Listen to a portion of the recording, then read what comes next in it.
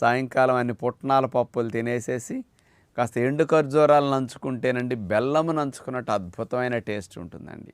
ఈ రెండిటిని కాంబినేషన్లో కనుక నమిలి తింటే, లేదా ఆర్గానిక్ బెల్లం చిన్న ముక్క పెట్టుకుని పుట్నాల పప్పు తినండి, ఎంత ఈజీగా పిల్లలైనా తినేస్తారు. ఇది చాలా మంచిదనమాట. డిన్నర్లో పెట్టుకు తినగలిగితే తినేసి పళ్ళు తినేసేయండి సాయంకాలం.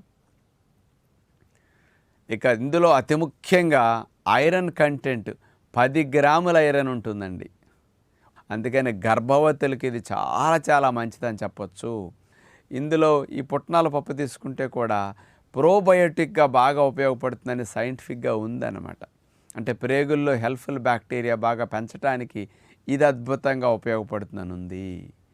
కాబట్టి అందరికీ బలంతో పాటు రక్తం తయారవటానికి ఐరన్ కంటెంట్ పుష్కలంగా లభిస్తుంది. ఇతర వాటిలో ఇట్లా ఉండదు. ఐరన్ చాలా చాలా